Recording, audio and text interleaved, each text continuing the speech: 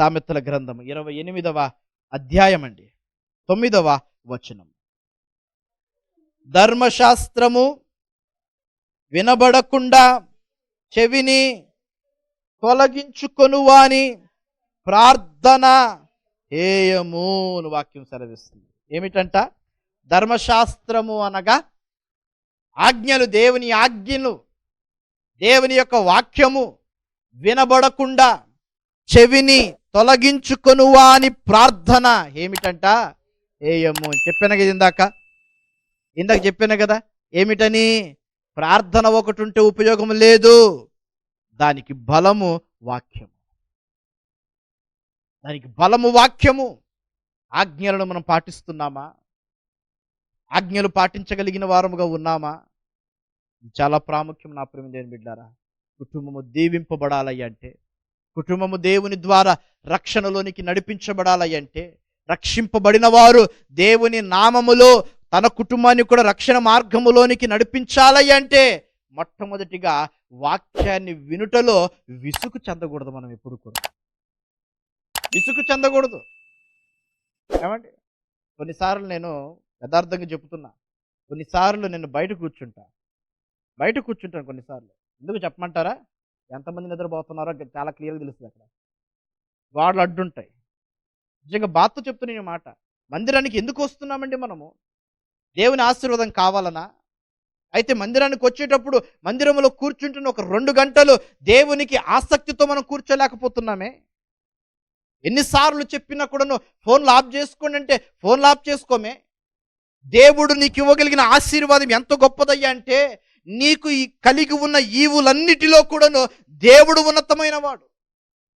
ఆయన భూమి మీద ఉన్నటువంటి నిన్ను చూస్తే, ఆయన నిన్ను కరుణిస్తే నీకున్న ప్రతి కొరతను కూడా చిటికలు మాయమైపోతాయి. నాడు మరి ఆ పనుల కంటే ఎవరో ఫోన్ చేస్తారు అని చెప్పి ఫోన్ పక్కనే పెట్టుకుంటాం. ఫోన్ చేసినప్పుడు మందిరంలోనే మాట్లాడుతూ ఉంటాం. దైవజనులు వాక్యం చెబుతూనే ఉంటారు, ఆ వాక్యము చెబుతూనే ఉంటారు కూడా ఫోన్లో మందిరంలోనే మాట్లాడతాం. మనము దేవునికి అగౌరవాన్ని చూపిస్తూ ఉంటుంది.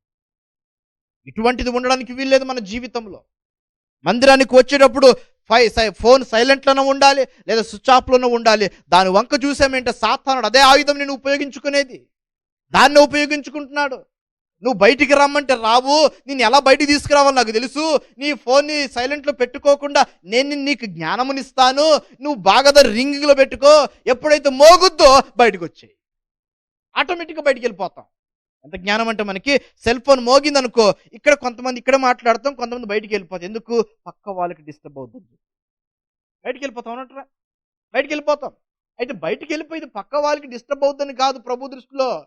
సాతానుడు నిన్ను మందిరములో నుంచే బయటికి తీసుకెళ్ళిపోతున్నాడు. దీవెనకరమైన వాక్యము వినకుండా బయటికి తీసుకెళ్ళిపోతున్నాడు. గద్దింపుతో కూడిన వాక్యం వినకుండా బయటికి తీసుకెళ్ళిపోతున్నాడు. సంఘ సహవాసం నీకు అతుక్కబడిపోకుండా బయటికి తీసుకెళ్ళిపోతున్నాడు. దేవునికి విరోధముగా ఉండి ఏమీ చేయలేము. విరోధం అంటే ఏమిటి? దెబ్బలాట్లు, గొడవలు కాదు. దేవునికి విరోధముగా అపవాది క్రియలలో పాలి భాగస్థులముగా ఉండడమే.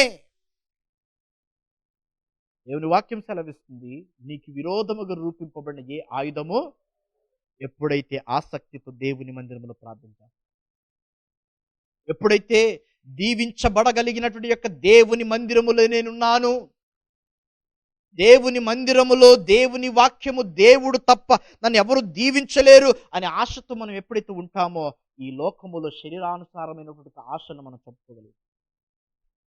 మనకు ఆటంకముగా ఉన్న వాటిని మనం ఏం చేసుకోవాలండి? దూరం చేసేసుకోవాలి, దూరం పెట్టుకోవాలి వాటిని. అవి మనకు దగ్గరగా ఉన్నంత వరకు దేవుని పట్ల మనం ఆసక్తి కలిగి ఉండలేము. అవి మనకు దగ్గర ఉన్నంత వరకు దేవుని ఆసక్తిని మనం కలిగి ఉండలేం.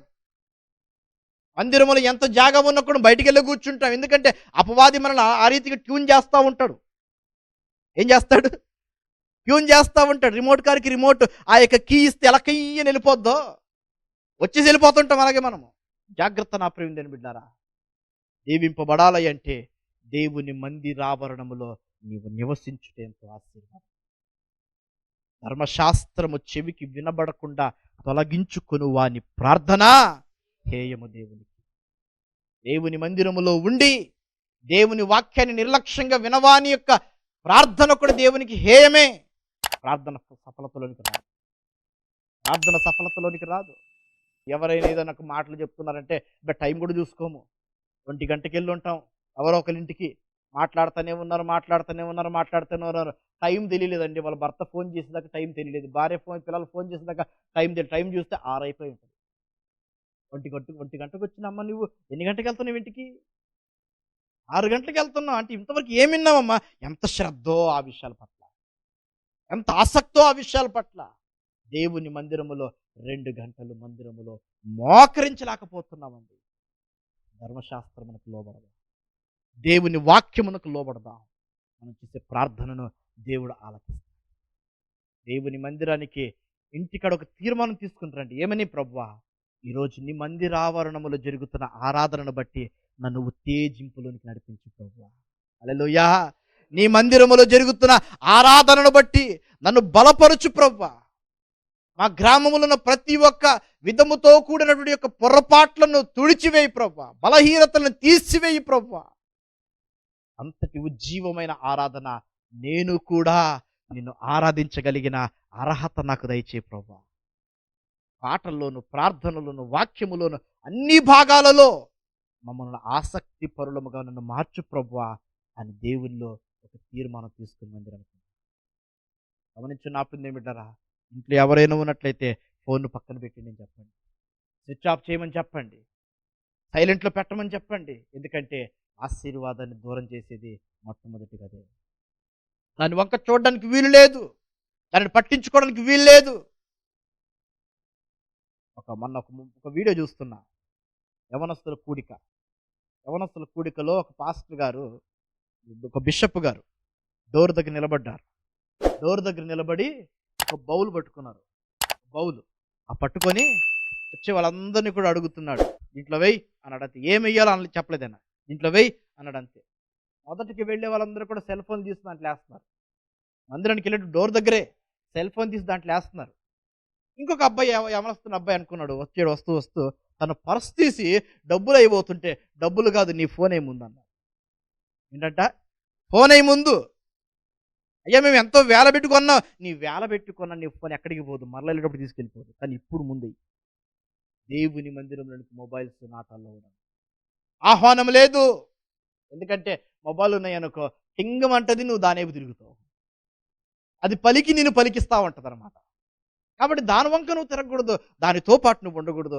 నువ్వు దేవుని మందిరంలో దేవుని సహవాసం కలిగి ఉండాలి, దేవుని ప్రసన్నత కలిగి ఉండాలి. అప్పుడు చేయండి ప్రార్థన, సఫలతలోనికి నడిపించబడుతుంది. వాక్యము నీ జీవితాన్ని మార్చేది, వాక్యం ప్రతి పరిస్థితిని మార్చేది. ఆ వాక్యాన్ని దయచేసి నిర్లక్ష్యంగా వినకండి. దేవుడు మన ప్రార్థన సఫలతలోనికి నడిపించాలి అంటే ఆ వాక్యమే చాలా ప్రాముఖ్యం.